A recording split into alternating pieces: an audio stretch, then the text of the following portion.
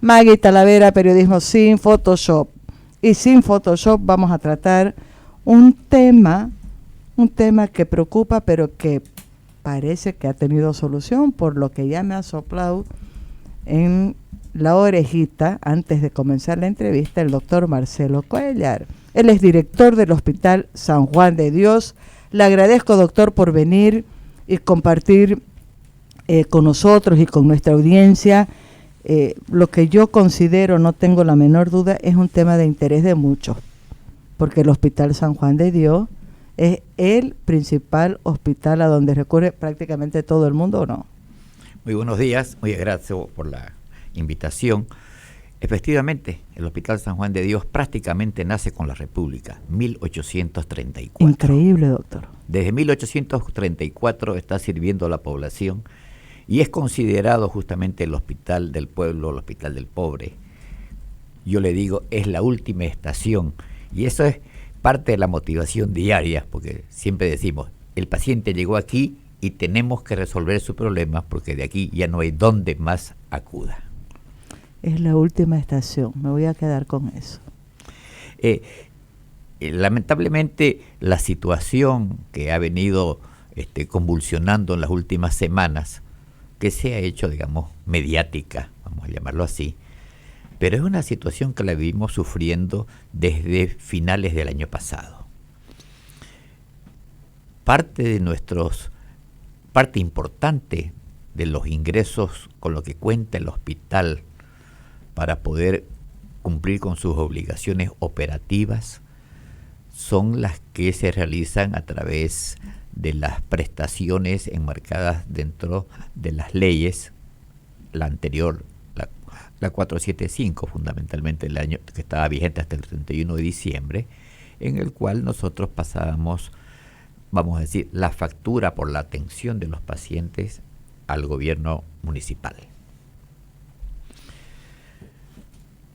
Y el gobierno municipal no tuvo la capacidad financiera de enfrentar esas prestaciones, esa responsabilidad que por ley le fue conferido, y acude a una instancia nacional, al Ministerio de Salud, para un fondo compensatorio. Y ahí quedó esa deuda, porque el 2019 arranca nuevas leyes, el seguro universal, ¿no es cierto? Y recién se firma en el mes de marzo. Nos pagaron enero y febrero de este año, pero quedó pendiente de agosto a diciembre del año pasado, para nosotros cerca de 6 millones de bolivianos. Un dato importante es que cómo se adquiere esa deuda.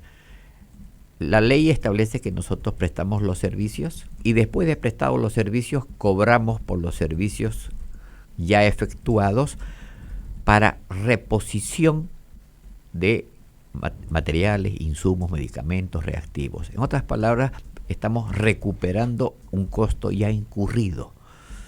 Nosotros prácticamente, como lo decimos en términos muy sencillos, estamos trabajando al FIE. Primero producimos y después cobramos. Y ya llevamos un año sin cobrar. Entonces tenemos un hueco económico muy importante en el hospital. Ahora, doctor, ¿cuánto es lo que la alcaldía debería de estar pagando, aportando por el servicio que ha estado prestando el Hospital San Juan de Dios, en promedio? A nosotros nos debe cerca de 6 millones. Estamos hablando de bolivianos. De bolivianos. Ayer, un vocero del Ministerio de Salud, en un canal televisivo, dio una conferencia de prensa, algo así, unas declaraciones a la prensa, donde él decía que ya se había llegado a un acuerdo con el gobierno autónomo departamental de Santa Cruz para la firma del convenio intergubernativo que hace viable la implementación del SUS en los terceros niveles en Santa Cruz, y al mismo tiempo él decía que el ministerio, a través de sus instancias, se hacían responsables de esa deuda. Por lo menos hemos amanecido hoy sabiendo quién nos va a pagar.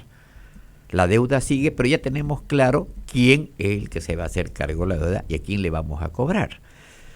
Hasta el día de ayer había dimes y diretes entre unos y otros, sobre todo que la gente de la alcaldía mencionaba que no nos debía un peso, cuando la deuda fue generada en la gestión pasada bajo el marco legal y había una responsabilidad que le correspondía a la alcaldía. Absolutamente. O sea que ahí el Ministerio de Salud tenía razón en decir que era la alcaldía la que debía de cubrir esa deuda. Exacto. La explicación que dio que con las nuevas leyes del 2019 se creó un vacío legal, porque la ley 475 fue abrogada y que, bueno, pero las leyes pues no son retroactivas, las leyes son de aquí para adelante y la deuda fue generada en el 2018 bajo vigencia de una ley y nosotros teníamos presentado toda nuestra documentación y facturación por las prestaciones ya realizadas a personas que ya recibieron su medicamento, ya fueron atendidas, ya fueron operadas, muchas han recuperado su salud brillantemente y nos deja en una incapacidad de seguir operando por un déficit importante y estamos disminuidos en nuestra capacidad resolutiva porque nosotros también debemos a los proveedores más de 7,5 millones a los proveedores locales. Entonces, nosotros no eludimos nuestra deuda, es nuestra deuda porque nosotros compramos, no podemos decir vaya y cóbrele a otro porque el otro me está debiendo, ¿no? Eso no es una acción responsable. Nosotros asumimos nuestra responsabilidad con nuestros proveedores, con los cuales tenemos una excelente relación de mutuo beneficio y nos han estado soportando todo este tiempo, ¿no es cierto? Muchos de ellos, otros ya no tanto, pero eso nos deja una situación, nos ha puesto una situación de riesgo de ir disminuyendo algunas cosas, achicándonos en otras, haciendo, como dice, de tripas cuajo, disminuyendo al mínimo nuestros costos para poder preservar la parte esencial y no tener que cerrar ningún servicio en el hospital. Claro, yo preguntaba sobre este tema de la deuda del municipio, porque a ver, estamos hablando de el gobierno municipal de Santa Cruz de la Sierra, que se sabe es el que tiene más ingresos, el que genera más ingresos, ¿no? ¿Cuánto son? $1 millón día, algo así es, ¿no ve? Que maneja la alcaldía. Cerca de 400 millones al año. Y digo, es una cuestión de prioridad del municipio también. Se preocupan muchos, no es que esté mal, de obras de infraestructura, construyendo o escuelas o postas o abriendo huecos y tapando huecos en la ciudad, no sé. Pero este tema que debería ser una prioridad, que tiene que ver con salud, no ha sido una prioridad en las partidas presupuestarias del municipio, porque no debería de arrastrar una deuda con uno de los hospitales que es el más importante en Santa Cruz. ¿Cuánta gente pasa por el San Juan de Dios, doctor? Mire, al año realizamos aproximadamente unas 45,000 consultas al año. Entonces, el año pasado, estamos en ese rubro, más o menos se han realizado unas 13,000 consultas de emergencia, se han realizado cerca de 3,000 cirugías, ¿no? Es mucho volumen de gente que están ocupando casi permanentemente las 224 camas que tenemos en el hospital. 224 camas. Es el hospital más grande público. Claro. Y digo, al afectarle en la economía al hospital, usted dice, tenemos unas deudas con nuestros proveedores, ¿no? Estamos trabajando, o sea, damos el servicio y tarda mucho tiempo en que nos paguen por ese servicio. Con eso se está afectando, no estamos hablando solo del hospital como un ente o la infraestructura o el personal, sino a la gente que acude, a los nuevos enfermos. A muchos de ellos tendrán que rechazarlo. ¿O cómo ha funcionado en estos meses el Hospital San Juan de Dios, doctor? Estamos haciendo lo siguiente. Primero, como dicen, toda situación de crisis conlleva tener que desarrollar una serie de mecanismos para sobrevivir. Disminuir nuestros costos al mínimo, ampliar nuestros ingresos, porque nosotros también tenemos parte de lo que el pacientito va y cobra y paga su consultita, los que no tienen seguro, que más o menos está en torno de los 800.000 a 1.000.000 al mes que nosotros ingresamos con ese dinero. Y ese dinero son para gastos operativos. Ahora, ¿qué está pasando? Que esa plata no alcanza. Por lo tanto, muchas de las cosas le entregamos la receta y hay unas cosas que va a decir, esto no hay, esto no hay, esto no hay. Entonces, estamos financiando con el bolsillo del pueblo lo que por ley le corresponde, lo que debería cubrir las leyes, la protección del seguro. Entonces, y nosotros con nuestros ingresos de recursos específicos por nuestra venta de servicios al costo bajo que tenemos, unos precios realmente muy bajos de todo el sistema, estábamos subvencionando lo que por ley correspondía que nos pague. Entonces, estábamos sacando de un bolsillo chiquitito para alimentar el bolsillo grande que estaba vacío hace un año.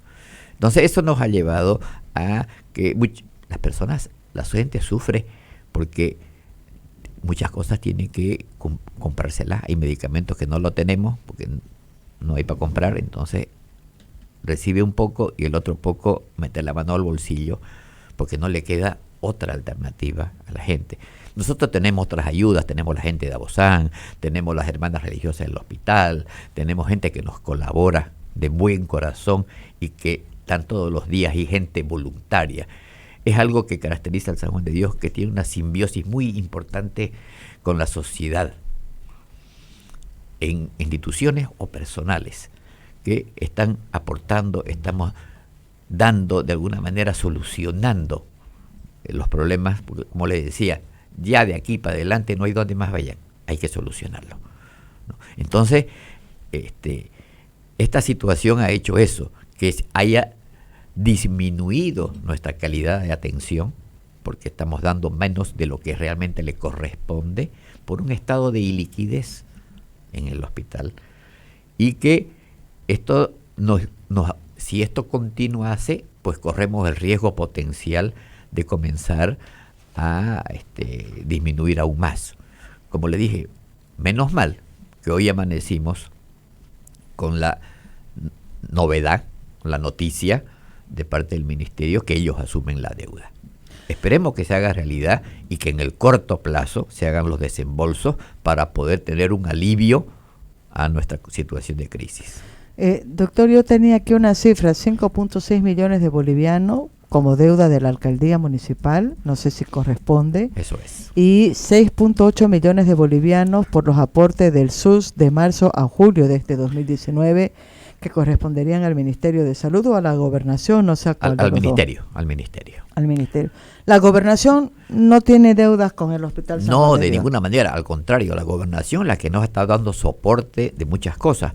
La Gobernación a nosotros nos paga sueldos, nos paga alimentación, nos paga seguridad, nos paga los seguros, o sea, hay unas partidas específicas que la Gobernación por regalías está cumpliendo. Nos cumple y es más, también le hemos pedido que nos ayude en este tiempo de crisis con algunos recursos extraordinarios para aliviar de alguna manera esta situación, ¿no? Porque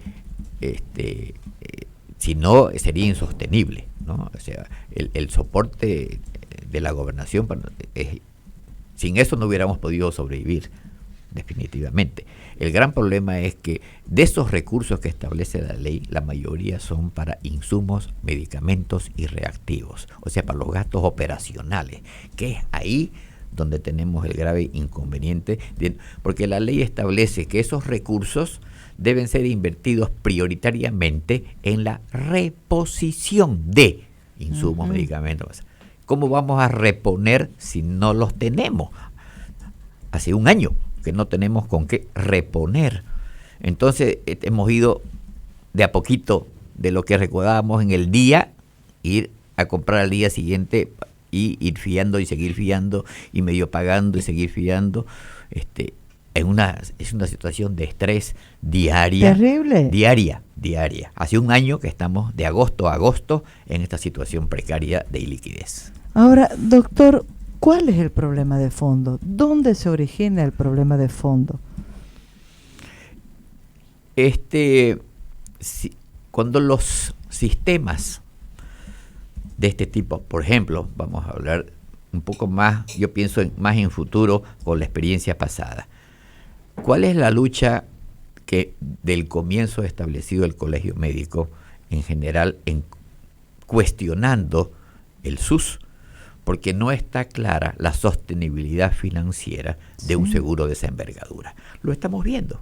Ahorita estamos sufriendo un año de no pago. Entonces no queremos que ahora que se firme el convenio el día lunes con el ministerio, tengamos un seguro, pero igual tengamos un seguro que no responda a devolver de alguna manera esa reposición del costo de atención ya realizado, porque sigue la misma hermenéutica, ¿no?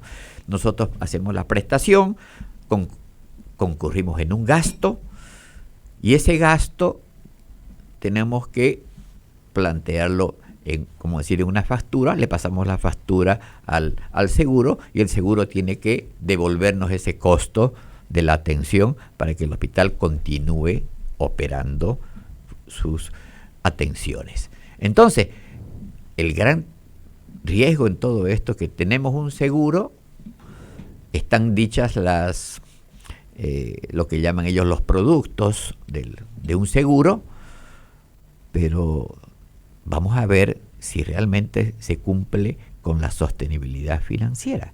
Porque a lo mejor tenemos un seguro y no tenemos las prestaciones para realizarlas, porque no tenemos las condiciones económicas, y no solamente económicas. Este paquete con el SUS interviene no solamente la parte económica, sino la dotación de equipamiento, ítem para recursos humanos y los otros temas que están incorporados dentro del seguro, porque ya nosotros esos recursos específicos que teníamos como hospital, que son alrededor de 10 millones de bolivianos al año que nosotros recibimos por parte de la población, ya no lo vamos a tener.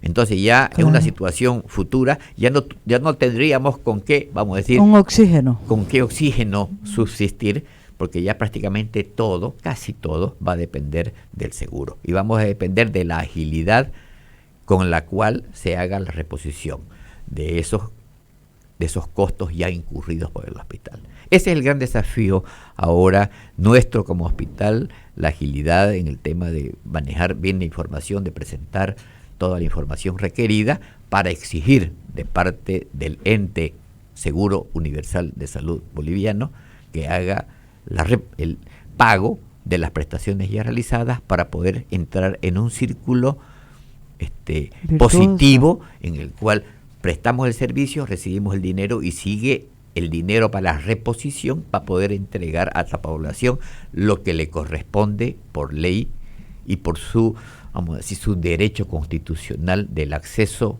gratuito a la salud. En realidad eso es solamente un enunciado que está en el papel, ¿no, doctor? Tengo la impresión, y esto es una percepción muy personal, de que muchas de las decisiones, acciones del gobierno central sobre todo, se dan en función a la coyuntura electoral que estamos viviendo, porque han acelerado la implementación de un sistema único de salud, como usted bien está remarcando, sin tener las condiciones económicas, financieras, para decir, garantizamos el funcionamiento de esto. Y algunas cosas que son un contrasentido, no estaba ahorita revisando la cifra, el Ministerio de Salud tiene una deuda de 6.8 millones de bolivianos solamente por los aportes del SUS correspondiente de marzo a julio de este año. Y sin embargo, el 8 de agosto le ha dado a los militares 2 millones y medio de bolivianos para que financien su parada militar del Alto. Extra, aparte del presupuesto que tiene ya el Ministerio de Defensa para ese tipo de actuaciones, no sé, de lo que corresponda de la fuerza, de los militares, del ejército, ¿no?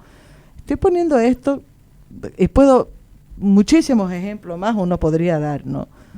Doctor, ¿qué nos pasa? Hay un problema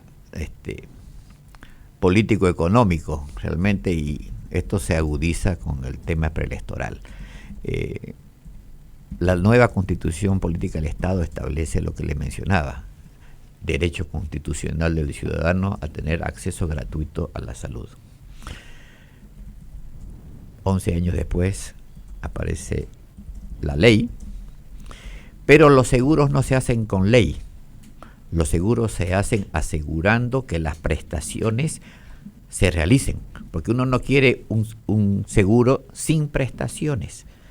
De nada sirve que esté el paquete de prestaciones si no tenemos las condiciones operativas para realizar esas prestaciones, ni tampoco la reposición oportuna del costo de esas operaciones. Entonces, hay conceptos, por eso voy a escuchar con mucha atención y leer el convenio intergubernativo que se va a firmar el día lunes, que ha sido anunciado, donde deben estar las bases, competencias y responsabilidades de los dos actores. ¿Cuál es el rol o el compromiso del gobierno autónomo departamental? ¿Y cuál es el rol y el compromiso del gobierno central a través del ministerio? A través de ello, nosotros como una entidad desconcentrada del gobierno autónomo departamental tenemos que enmarcarnos dentro de esa norma normativa y hacer todos los esfuerzos necesarios para que la población siga recibiendo lo que tiene que recibir, lo que por ley le corresponde. Porque además el sector de salud tiene pues una particularidad que lo hace mucho más de atención urgente, de prioridad. No es como en cualquier otra actividad o cualquier otro servicio donde uno puede decir, no, en vez de comprar 100 ampollas de no sé qué o 100 litros de leche, voy a comprar solamente 50 y con eso redistribuyo, digamos, ¿no? Entre mis 100 estudiantes, no sé, libros, lo que sea. Aquí el medicamento es para el momento y es por paciente. No es para un grupo, lo compartimos, esta ampollita, digamos, esta vacuna, este remedio, este calmante, entre 10, ¿no? O, a ver, esperaremos hasta aquí una semana. Se muere el paciente. Así es. Dentro de ese concepto hay esta situación de crisis, como decíamos en el análisis ya en la interna, disminuye o limita la accesibilidad del paciente, porque a veces el paciente dice, pucha, si no dan nada, si no hay, la gente se queja, no está completa, me dan la receta, pero hay la mitad de las cosas, etcétera. Tengo que comprar lo otro. Entonces estamos vulnerando un principio fundamental de la salud pública, que es la equidad. La equidad en salud pública se determina como la igualdad de acceso, uso y resultado. Y las prestaciones sanitarias, al ser una prestación de servicio, se consumen y se producen al mismo tiempo. Yo no puedo guardar consultas ni puedo estocar cirugías para utilizar. Simplemente se hacen y se consumen al mismo tiempo, para el momento que la gente lo necesita. Más aún en un hospital de referencia de tercer nivel como el San Juan de Dios, en el cual las urgencias, los problemas neuroquirúrgicos, los problemas graves, hay que resolverlos ese rato. No pueden esperar, ni yo puedo recurrir a nadie para decir posterguemos, veamos de dónde conseguimos. No, hay que buscar recursos de donde se pueda, como se pueda, para poder brindar el servicio e intentar prolongar la vida de las personas. Además, los casos más graves llegan al Hospital San Juan de Dios, ¿no, doctor? Al ser un hospital de referencia, justamente nuestro nivel de complejidad es mayor, ¿no? Entonces la neurocirugía, los traumatismos graves, las afecciones graves, cardíacas, infecciosas, nos van a llegar. Y por eso estamos nosotros proyectando además para este año mayor complejidad aún, con hasta fin de año tenemos, hasta octubre, noviembre, ya tenemos que estar realizando cirugías cardíacas en el Hospital San Juan de Dios, y muy posiblemente en el plazo máximo de 6 meses tengamos que ya que hacer trasplante renal y después trasplante hepático y trasplantes cardíacos, otro nivel de complejidad que nos va a permitir crecer en la medida que el seguro funcione, en la medida de que tengamos los ingresos necesarios para poder hacerlo. Doctor, tengo una pregunta aquí, o es un comentario de Daniel Molina. Estamos transmitiendo por Facebook Live al vivo esta entrevista. Dice Daniel Molina, si el gasto por servicios de un mes tarda 3 meses en ser pagado, entonces por sentido común, el SUS debería arrancar entregando un fondo rotativo equivalente a lo que se requiere para que cada hospital tenga fondos para operar esos 3 meses. Con eso, de entrada, recién se podría pensar que el SUS funciona. Agradezco el comentario y justamente... Espero uno más antes de que, ay, perdón, doctor. Dice, ay, es Lenny, dando aquí, duro. Evo Morales y los masistas que están en el gobierno viven con las mejores condiciones y comodidades. Y la salud, la pobreza en las minorías, ¿para cuándo?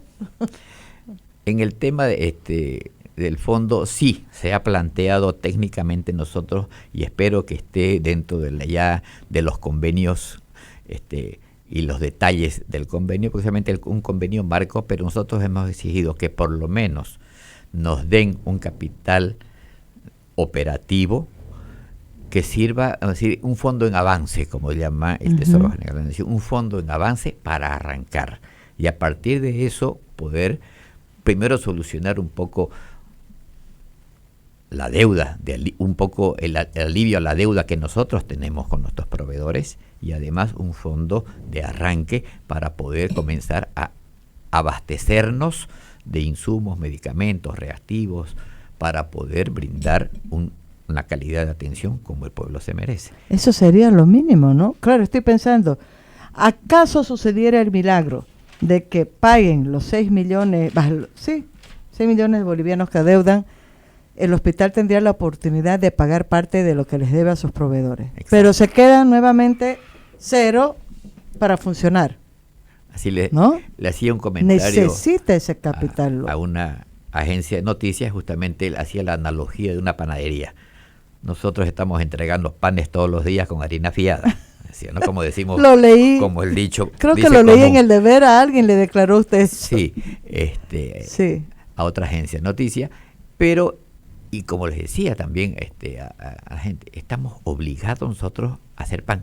Y a veces, cuando no hay los insumos absolutos, el pan pues a veces nos sale medio feo, le faltó un poquito de sal, o le faltó un poquito de esto, ¿no? Porque no está recibiendo de la calidad con lo que fue diseñado por falta de recursos. Pero nosotros estamos con la obligación de todos los días levantarnos a hacer pan y entregar pan. Doctor, ¿qué personal tiene el hospital en este momento para atender la demanda que se presenta en el hospital? El hospital exactamente tiene 865 funcionarios en global. En total. Entre administrativos, médicos, enfermeras, tenemos cerca de 170 médicos y unas 180 y poco enfermeras. Pocas enfermeras, Pocas enfermeras en relación para atender las 224 camas. Es un déficit histórico que tenemos con el tema de enfermería crítico. Y además uno parece que fuera mucho personal, pero tenemos que recordar que están distribuidos en 6 turnos. Mañana, tarde, noche 1, noche 2, noche 3. ¿Son 6 turnos? Son 6 turnos en general. Entonces, si nosotros decimos, dividimos este número de enfermeras, yo había dividido entre 3 pensando en turnos, no pues, de 8, en turnos de 8. Simplemente las 150 licenciadas que tenemos, 160 licenciadas, la divide entre 6, ¿no es cierto? Ya nos queda cuántas enfermeras por cama. Menos de 3. Y si decimos que en terapia intensiva tiene que haber una enfermera cada 2 camas, y que unos servicios te atienden 2 o 3, como en el caso de la terapia, y hay otros servicios que tienen que atender 17. Es una locura eso. Entonces, bueno, parte de este acuerdo intergubernamental es que uno de los compromisos del ministerio es que nuestros recursos humanos que tenemos contratados con el esfuerzo hospitalario, llamémoslo así, con ingresos propios, van a ser absorbidos por el Tesoro General de la Nación. Eso implica que para nosotros eso es un gran alivio al costo operacional que tenemos, porque ya no vamos a tener de dónde sacar el dinero, sino vamos a tener que gastar eso en la operatividad del hospital, ¿no? Entonces es parte del convenio también el asumir la responsabilidad del gobierno central con los recursos humanos. Va a estar en papel, ojalá se cumpla. Ahora, doctor, ¿qué perspectiva ve usted de manera así bien personal, conociendo la problemática, sabiendo cómo funcionan nuestras autoridades, los funcionarios en los 3 niveles de gobierno? ¿Qué perspectiva le ve de solución a los problemas de fondo que tiene el Hospital San Juan de Dios? Además, porque algo muy similar está pasando en la maternidad Percibolan, ¿no? En la maternidad, en el japonés, el hospital de niños, todos tenemos Todos. el mismo problema. Pero un caso muy particular, como le digo, en San Juan de Dios, en su historia, en estos casi 185 años de historia, hemos pasado 7 veces de bando entre la alcaldía y la gobernación, entre el ministerio. No sé si nadie nos quiere. Los tienen como pelota de un lado al otro. Nadie quiere asumir finalmente de quién dependemos. Pero, por otro lado, el Hospital San Juan de Dios siempre, como dice, vive en una situación de crisis, por un lado o por otro. Nunca. Yo estoy casi 40 años en el hospital, más de 10 años en la dirección, y es primera vez que veo una crisis económica como esta. ¿Ah, sí? Nunca antes. Ni en tiempos de la UDP, de la inflación, hemos tenido una crisis económica como la que tenemos ahora. Sin embargo, usted no nos ha escuchado, o muy poco, andar llorando por todos lados nuestras desgracias. Simplemente le hemos puesto el pecho.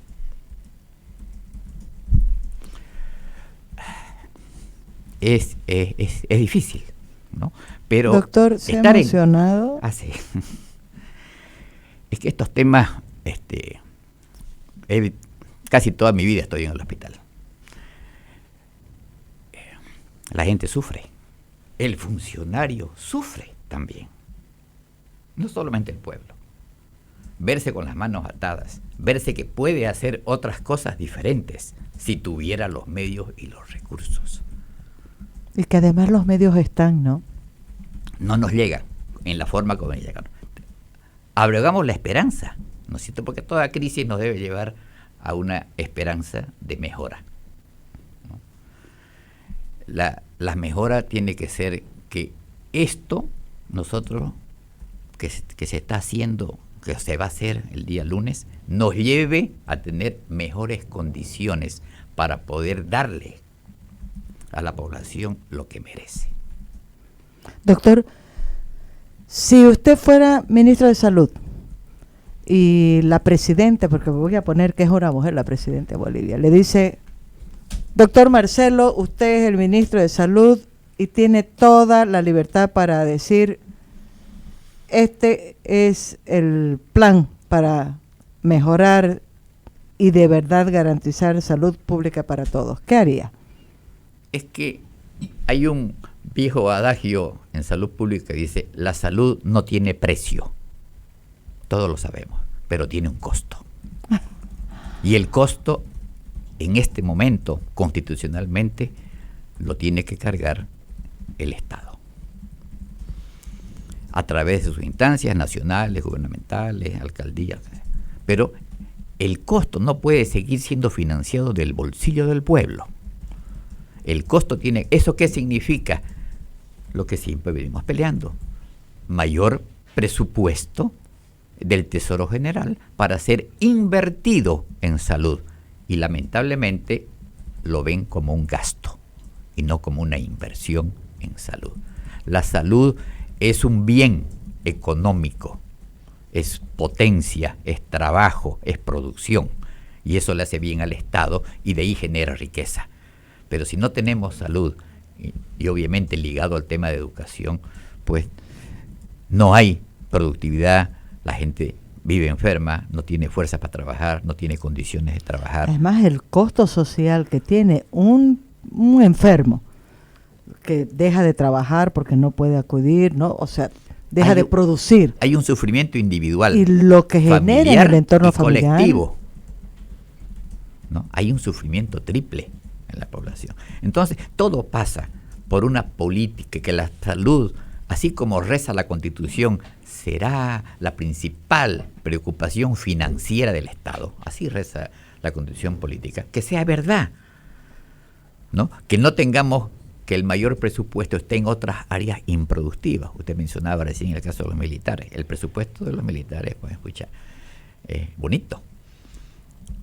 Para salud siempre disminuido. Salud y educación siguen siendo las cenicientas que se despiertan en época preelectoral y después vuelven al sótano, ¿no es cierto?, a mendigar y a estar entre lo que está. Porque la política es eso, y la salud es mucho más importante para que esté en manos de los políticos. La salud debe tener un soporte técnico muy importante para darle la importancia que requiere, y la importancia que le dé el Estado como política de Estado es la asignación de recursos.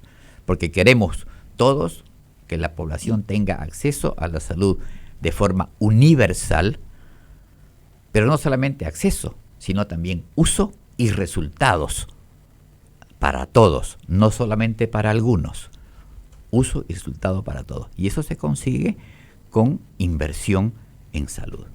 Ahí tendremos un pueblo boliviano con indicadores de salud muy por encima y no ocupando, como siempre, los rankings de los últimos lugares. La cola en el ranking de todas las mediciones. Porque el gasto en salud que nosotros hacemos per cápita es el peor de Sudamérica. El más bajo. El más bajo. Claro, yo decía, no que se resuelva como una varita mágica, pero la gran primer medida que debería tomar el gobierno, ya no más, y podría tomarlo porque tiene 2/3 en el Congreso, es decir, en vez de darle casi el 56% de presupuesto para defensa y Ministerio de Gobierno, voy a revertir.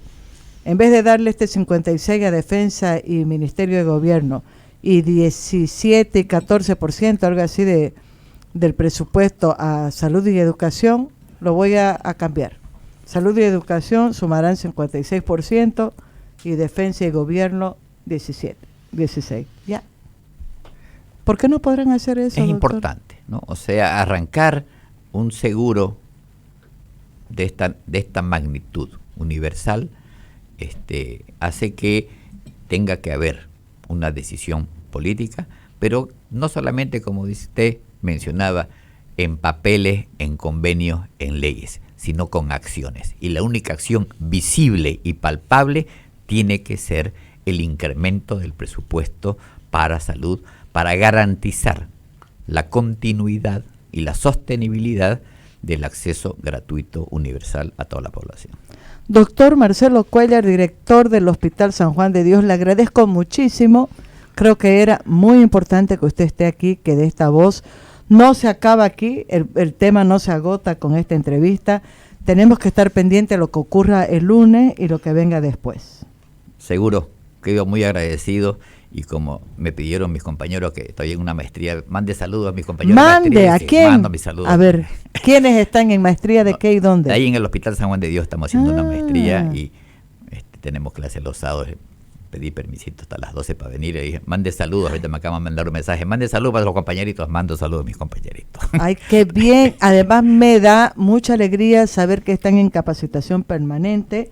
Yo voy a saludar a la familia Galvis. Tienen a un paciente, Vicente Galvis se llama el joven, sufrió un accidente el 25 de julio en la ruta Mairana Las Tunas, si no me equivoco. No pudo ser atendido en Mairana, era muy grave, lo trasladaron el mismo día al San Juan de Dios, y sé que ahí está recibiendo todas las atenciones. Los familiares todavía no han llegado, llegan creo que recién el lunes. Hay un primo hermano que está velando por Vicente, pero pucha, ahí es que uno se da cuenta del drama y de la urgencia que tenemos de lograr resolver este tema de salud, ¿no? Es un porque tema el hospital crítico. lo tiene que atender sí o sí, estén los familiares o no estén, porque el joven creo que está en estado vegetal, si no me equivoco. Hay algunos temas que son complicados. La falta de camas en el hospital en general del departamento, sobre todo en áreas críticas como terapia intensiva, hay un déficit tremendo, y no abastecen, ¿no? Porque además las leyes SOAT, por ejemplo, van a la clínica, en 2 días lo dejan cero el seguro y después llegan al hospital. Quieren venirse al hospital y no hay espacio, no abastecemos espacio. Y hay convenios con algunas clínicas, pero tampoco abastece, ¿no? Entonces no ha habido un crecimiento vegetativo de camas hospitalarias públicas. En el San Juan de Dios seguimos con las mismas camas de hace 20 años. Entonces la población que tenemos hace 20 años ahora nos ha duplicado tremendamente. Entonces necesitamos en los próximos 10 años pues construir un par de hospitales grandes como merece la población y poder ofrecerle acceso. Hay muchos temas pendientes.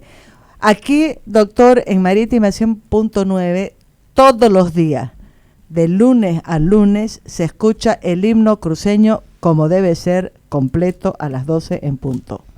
Estamos con 12 y 1 minuto, ¿no? Pero lo escuchamos el himno cruceño. Muchas gracias.